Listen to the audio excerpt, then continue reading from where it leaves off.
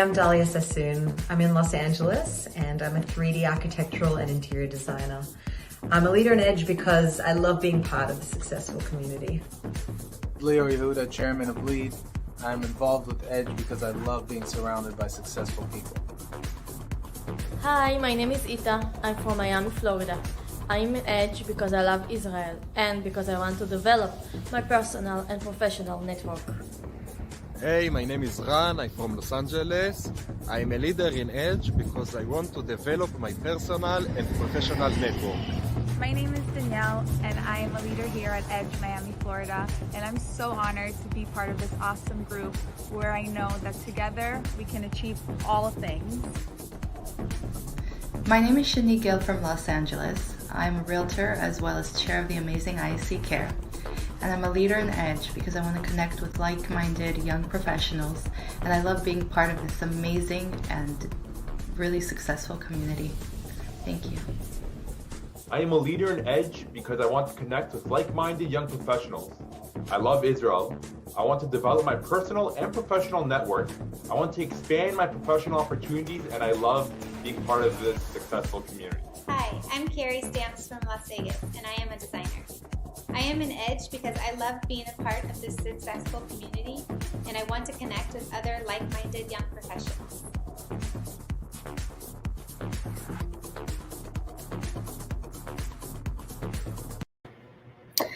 Purim Sameach, and welcome back to the very last day of our EDGE experience. What an exciting journey it has been. I have enjoyed so much meeting with some of you, chatting, learning together, and experiencing young professionalism in a new way. Today, for our last day, we will put everything we've learned throughout this week into effect. Today, we will reinvent our professional selves. If you haven't done so already, please sign up, make sure, and don't forget to our workshops today, as they will help you polish your resume in LinkedIn, learn how to get promoted, and ace that resume, interview, and that resume. So see you in the sessions.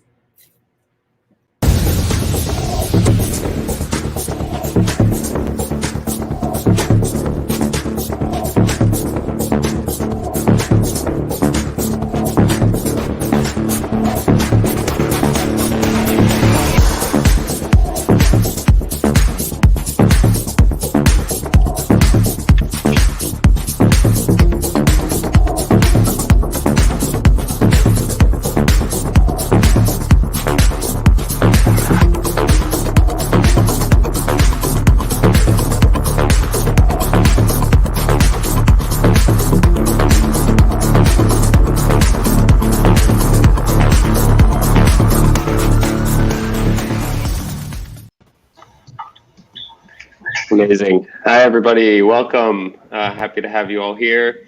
My name is Raz. I'm going to be moderating today's event, and hopefully we're going to be getting into some very, very interesting subjects on the way that the world has changed just because of obviously the crazy things going on around us. And we have some amazing HR professionals here with me today that I'm going to let introduce themselves in just a moment here. Before we jump in, I want to say we do have some questions that we've kind of prepared ahead of time, but the chat is always open, so please feel free to ping any questions that you may have, anything you'd like to know about interviewing in this new way of work, what it's like to work, remotely, what you should be expecting when you start your new positions and begin in the space. So just to get things started, let's start with a round of introductions. Liat. Hi and hello. Hi from sunny California. I'm Liad, the Director of Global Organizational Development at Fiverr. Beforehand, I led the US HR, where I oversee all of our offices, and I'm happy to be here. Chag Sameach. Thank you for having me. Thank you, Liat. Tami? Thank you. Hi, everyone. I'm Tami. I'm the Chief People Officer at an incredible company called Bizabo, which is an event success platform. My career has been almost always in HR and operations, mainly in technology startup organizations. That's what I love. That's my passion. And thank you for having me. And Chag Sameach, everyone. Thank you, Tammy. And last but not least, Stephanie. Thank you. So I'm Stephanie Carmona, and I'm the Human Resources Director for Iron Source US. So overseeing all aspects of the US offices and partnering with our global teams in Tel Aviv. And I've been here for about 4 years.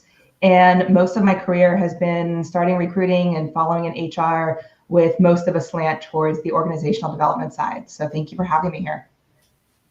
Thank you for being with us today. And perfect. And as I said, feel free to ping us any questions you'd like to know in anything related to interviewing, to working in this new way of work, which is somewhat hybrid or remote. And we're going to get into that in just a moment here.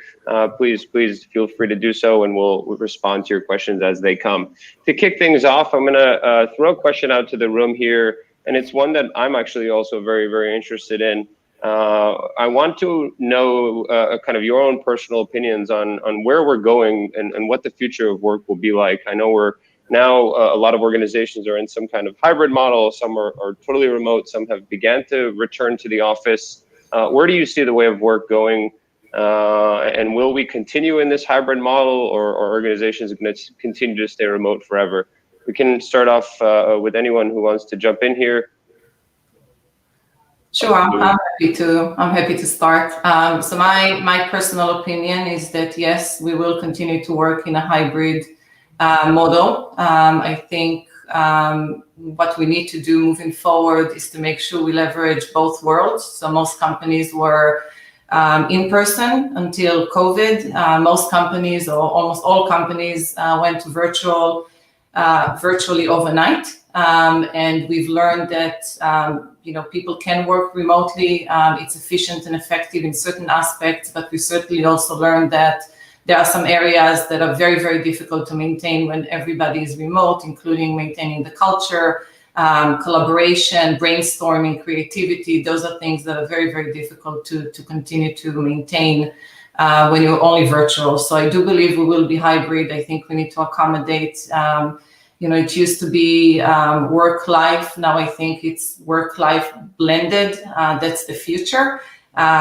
We didn't choose it, but this is the reality right now. And I think hybrid is an incredible way to move forward and make sure that we support employees and allow them the flexibility and what they need in their personal life, and also maintain the culture and productivity and all of those incredible things that are important for a business to strive.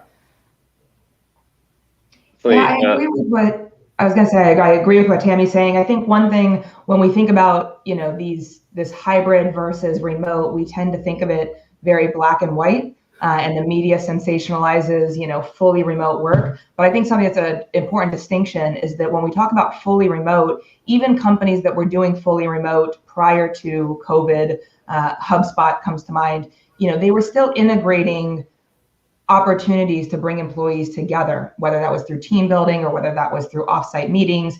And so if we're really truly talking about a post-pandemic world, I think the concepts of fully remote versus hybrid are more of a spectrum. It's a spectrum of how frequently do you want to bring your employees together versus what we've seen during the COVID time, which is very black and white. We haven't been able to get people together at all. So I think no matter what, even companies that are saying that they're going to be fully remote, I think they'll still embrace opportunities to bring people together in person when there's no longer a safety concern there. Yeah, I agree with everything that you said. As Tammy mentioned, talking about life-work balance, pre-pandemic world, and now it's blended in. So one of our major struggles was not only to maintain the culture, which was the biggest thing when hiring people. We felt that it's not just only the product, but it's also the way we work together. So trying to maintain that, but not only that, but also to make connections, be able to manage effectively. These are all challenges that we're still figuring out. But I think the hybrid model would be to benefit of both worlds, be able to be at home, but at the same time also enjoy and work from the office. At Fiverr, for example, we announced 2 days working from the office once it's safe to go back, of course.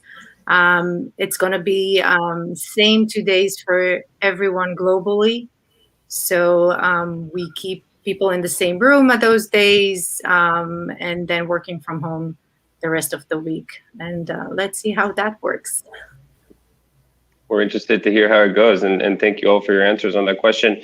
Follow up on the kind of hybrid model and what's to come. How do you see this affecting the interviewing process? I'm assuming today you're doing most of your interviewing remotely. What should candidates expect in this shift and in this new kind of process that's happening remotely? We can start with Tammy again. Sure. Yeah. So for us, we've been hiring a lot of people over the last year, about 140 people or so, all remote, all virtual. It's working really well. There are a lot of benefits to hiring and interviewing people remotely. It opens up a whole new market that we did not necessarily even looked at before.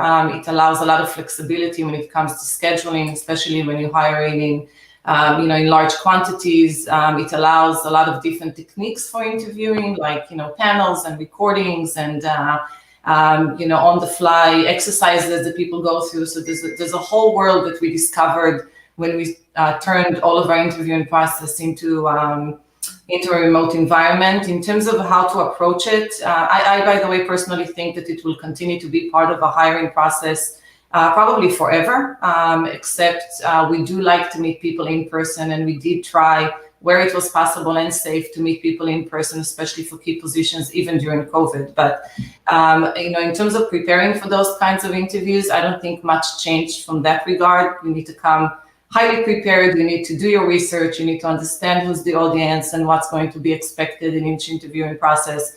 So you just need to come very, very prepared. What we're doing as part of our process at Visible, we have a candidate guide which really walks candidates through every step in the process. We allow, especially in a virtual world, candidates to learn about their interviewees in a little bit more of an intimate way. So we share a little bit of a personal bio, some pictures of each one of the interviewers, just to make sure that when you come into the interview process in a remote environment over Zoom, which is often very uncomfortable, especially if you're not used to doing it over Zoom, to make it as comfortable and as personable as possible. And it's been working very well for us. Great. Stephanie and Liat, anything to add on your process at your own companies? I don't think it changed the process a lot. One thing we're trying to do is to, as Tommy mentioned, stay personable, but also try to give you a taste of how it looks like when we are working together in the office, since it's not something you can sense or feel the vibe as when interviewing in person. But at the same time, I do think that doing homework before interviewing, knowing the company as much as you can, reading about major milestones or anything that happened recently, who is your interviewer, like trying to get and be as much as prepared as possible before the interview, so you can really make a connection and also feel more comfortable yourself in a way that, okay, I know who's interviewing me, I checked their LinkedIn, I know their background, and trying to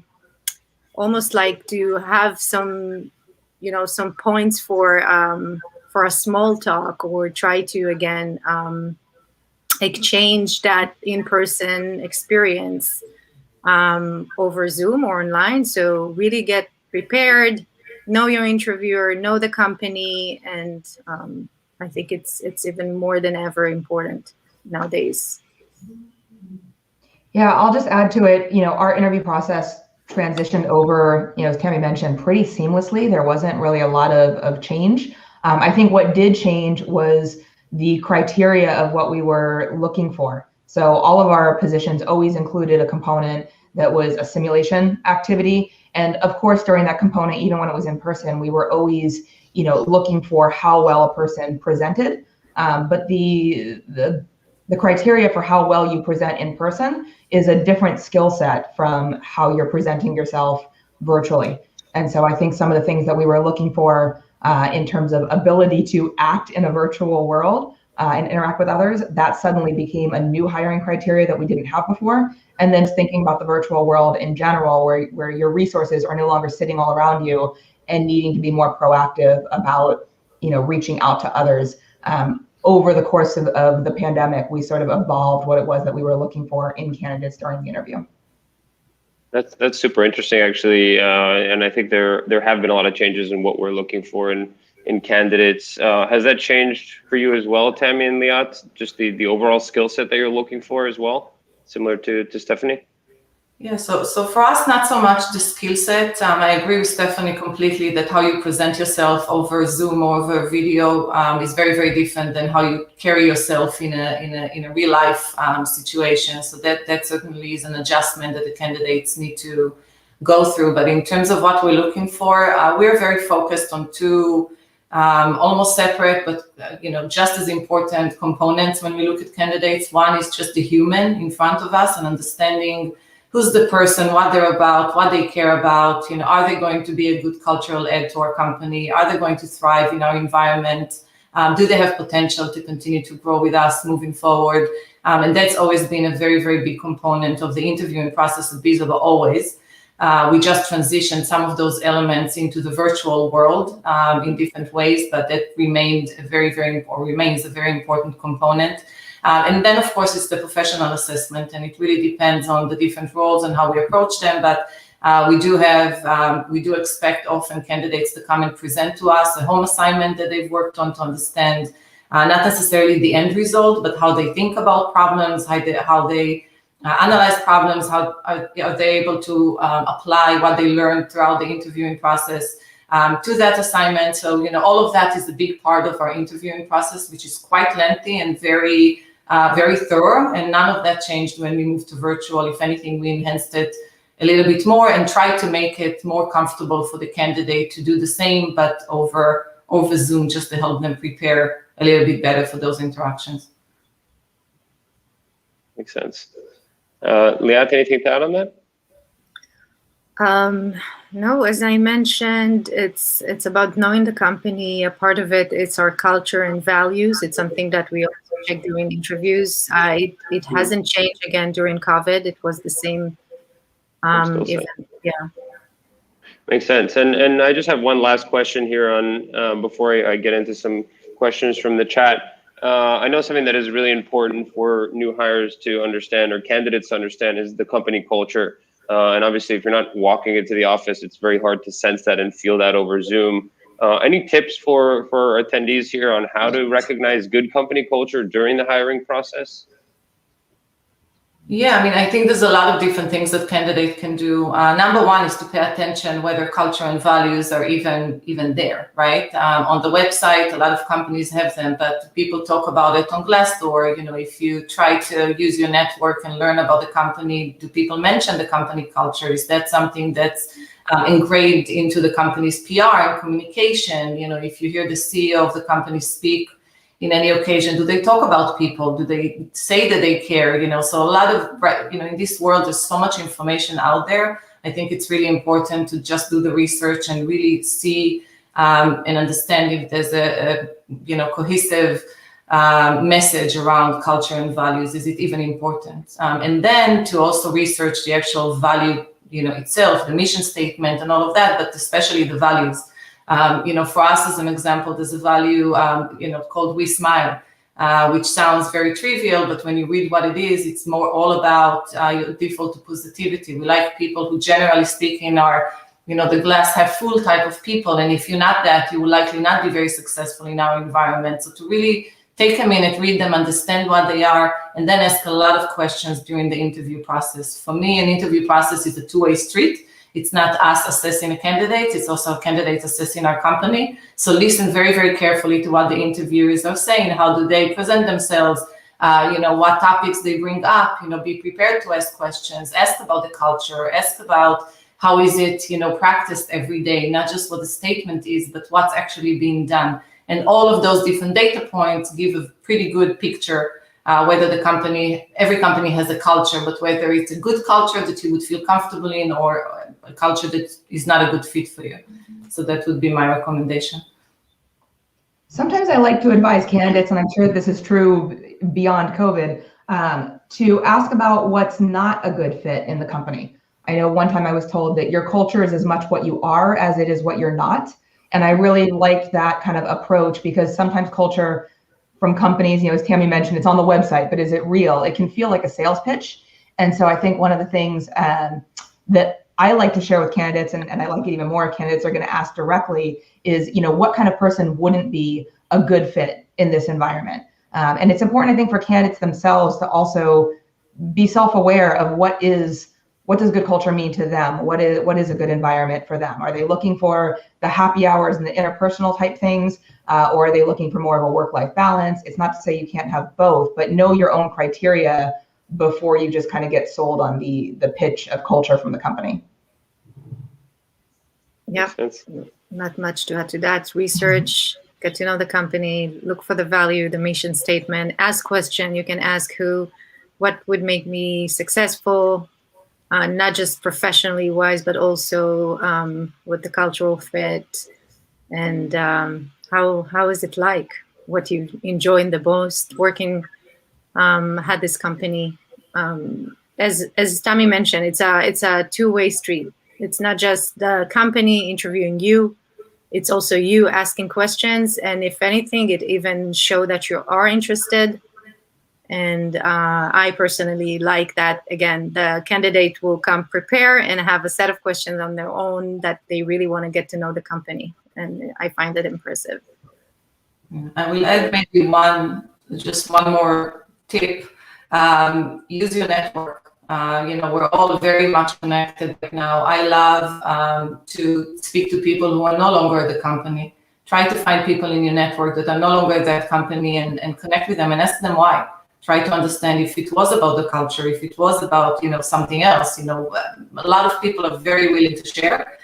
So I think investing in that research, especially if you have any doubts, is a very, very important step to take.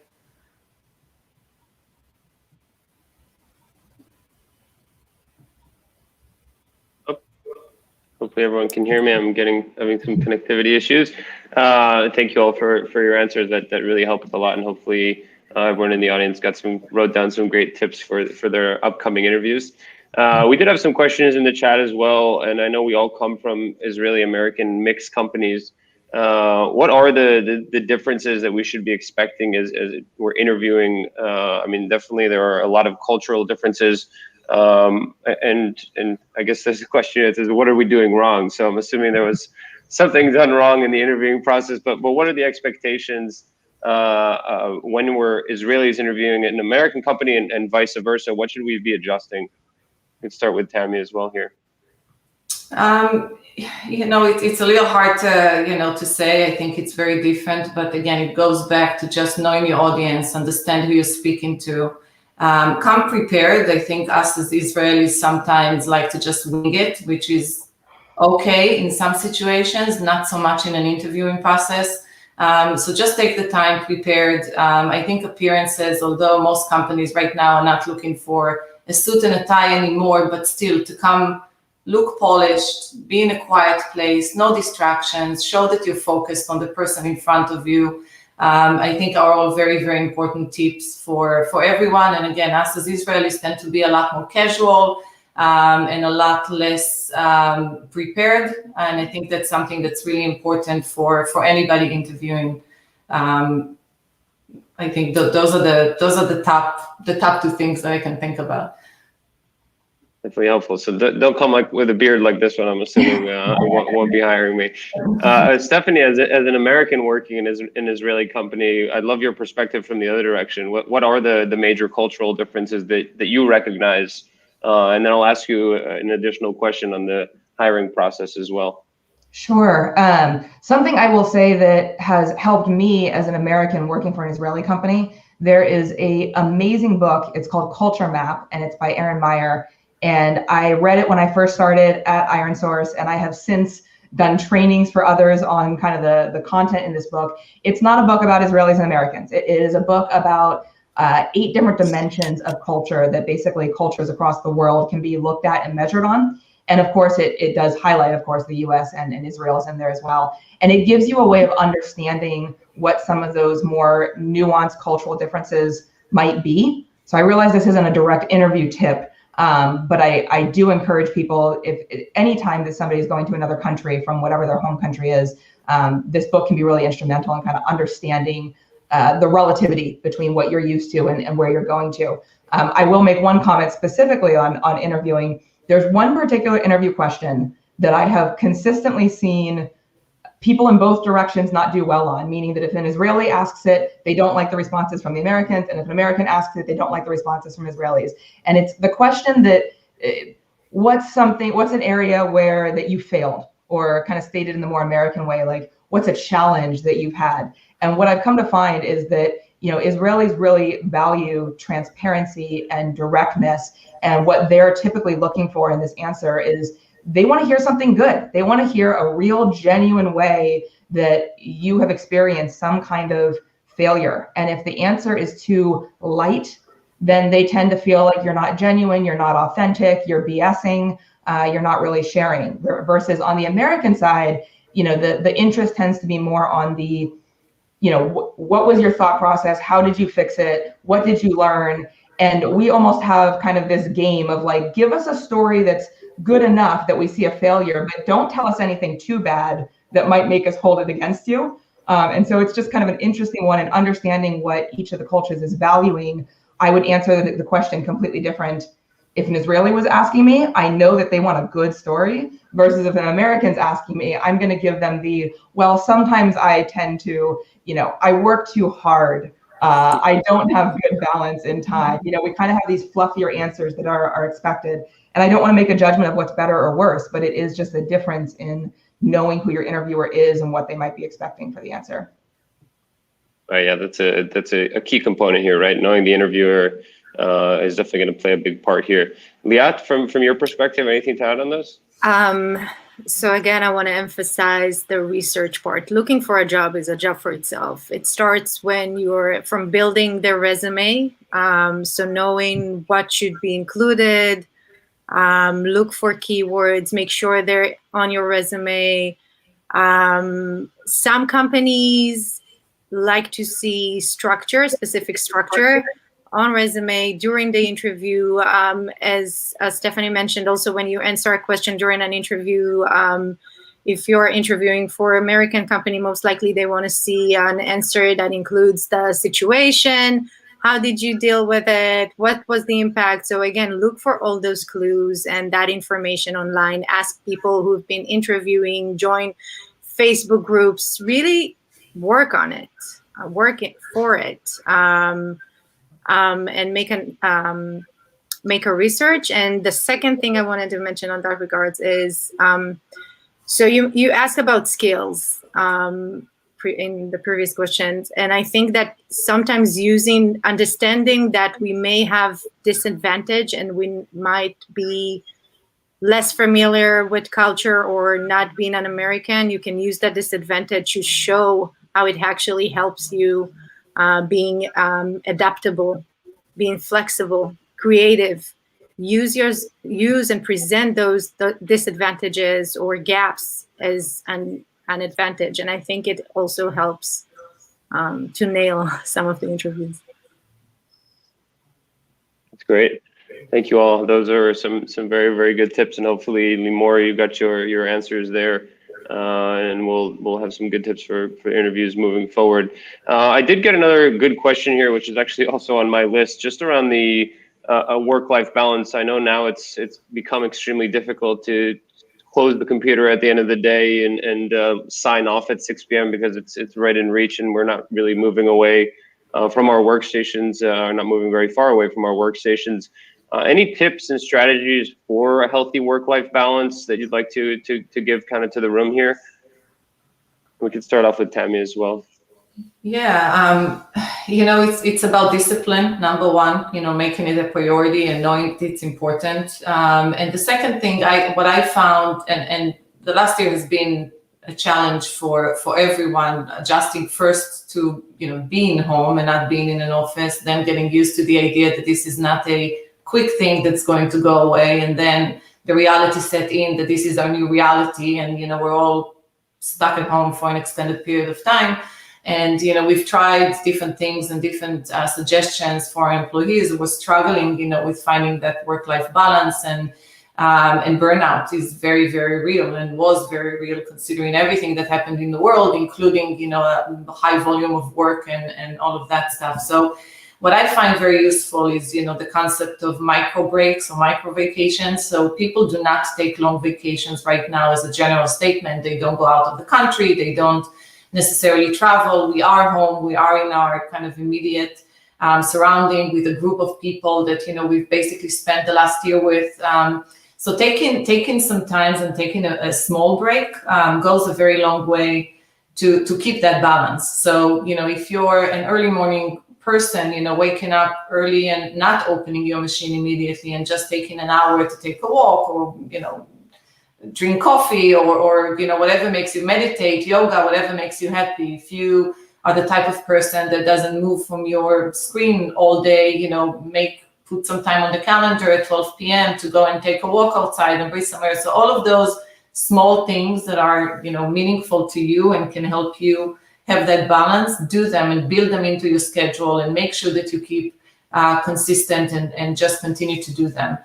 So we found those to be the most effective versus trying to encourage people take a week off, and then people and do what? And they end up being in front of the machine anywhere because it's there, and the work doesn't stop. So the concept of just micro breaks and making sure that you do something you love and you're passionate about and be very consistent about it, in my view, is the most effective way to keep some balance. Yeah, I'll add, Tammy, you mentioned earlier that, we're kind of looking more now at work-life integration. It's not so much work-life balance. And something that I know, obviously working for an Israeli-American company, and I'm sure it's true of any company that's working globally, there's morning calls, there's evening calls, it's very difficult, at least for anybody at ironSource, to really structure their day in a 9 to 6 kind of manner. But that being said, I think part of what we've done and what we encourage our managers to do is recognize that people are working during off hours, which means that if they want to go walk the dog at 2 p.m., there really shouldn't be an issue with that. And so we encourage our managers to have conversations with their team members to say, what does work-life balance mean to you? What do you need? Do you need to get out to the gym at noon to 1, or from 8 to 9, or whatever the case might be? And I think that this whole virtual world has given managers the ability to really kind of customize to each employee what it is that they might need, whether it's something for childcare or their personal health, but to provide them with those opportunities. I like how you said micro breaks, right? And you can kind of even do that throughout your day-to-day, not just as a taking time off.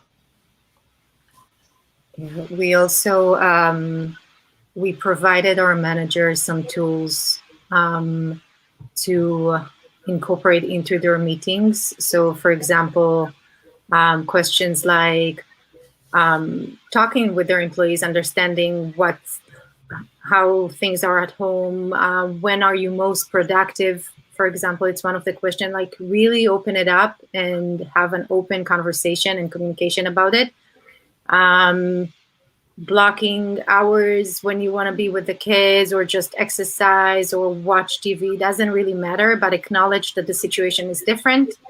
Understand that different people respond to that situation differently, and really understand what it's like for employees to stay healthy and not to get burned out. And so a lot of conversations with the managers, making sure that, again, they're checking up, they're asking their employees how they feel.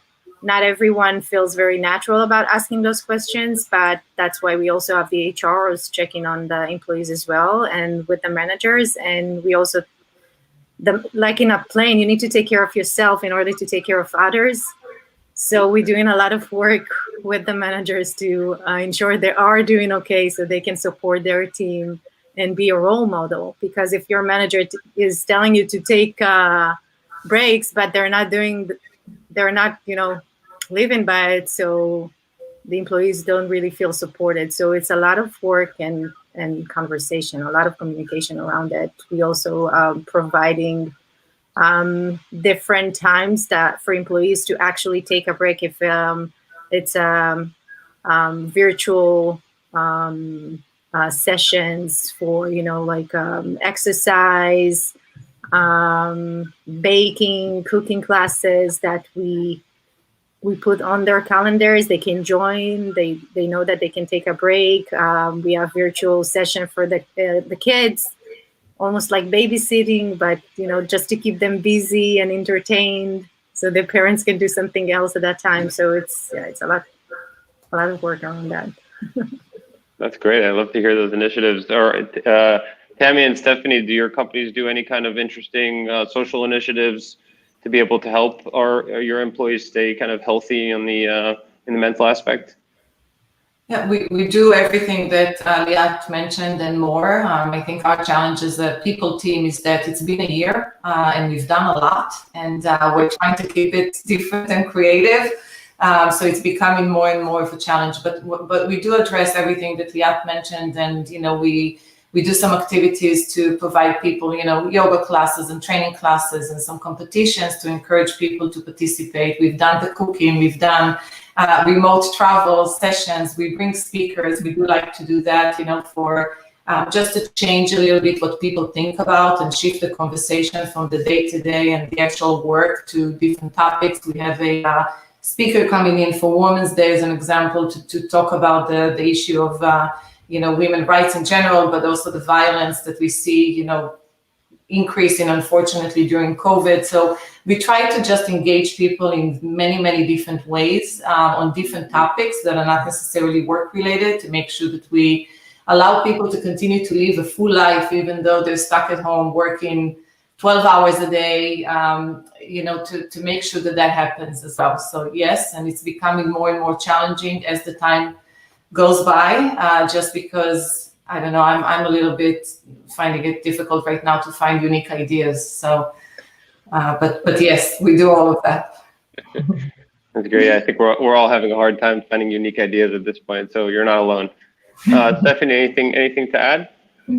I feel the same as Tammy, although I will say that the nice thing is that at this point in the pandemic, there are so many vendors that are popping up online and offering so many more virtual activities than I think I remember back in April or May of last year. And I remember Googling, virtual team building, and there was just next to no options. And now you can Google that, and there's much, much more. So we put together a catalog of virtual team building for our managers to remind them that they still have team building budget.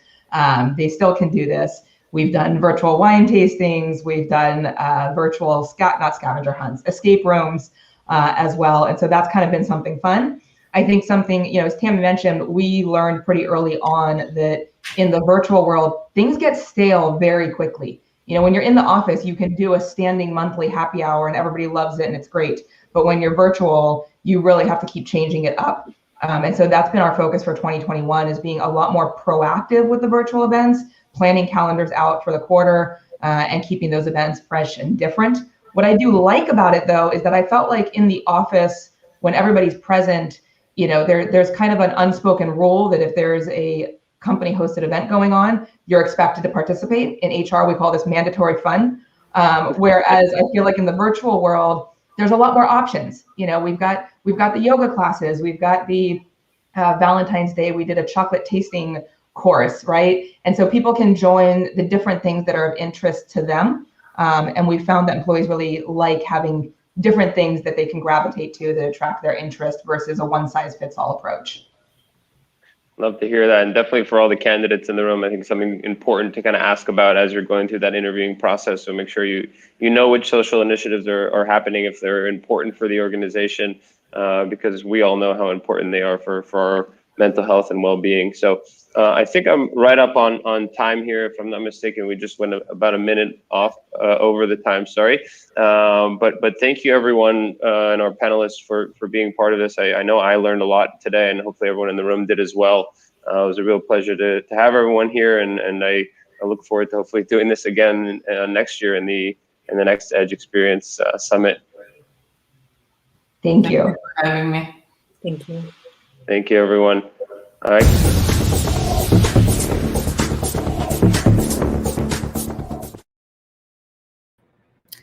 Wow, I totally feel as though I reinvented my professional self. I hope you all are leaving this week feeling recharged and ready to enter your workplace with a new outlook and lots of new ideas. It's been a pleasure having you here this week. I am now inviting you to join the workshops and the career fair with over 20 leading companies. And everyone else, I hope to see you at our upcoming events.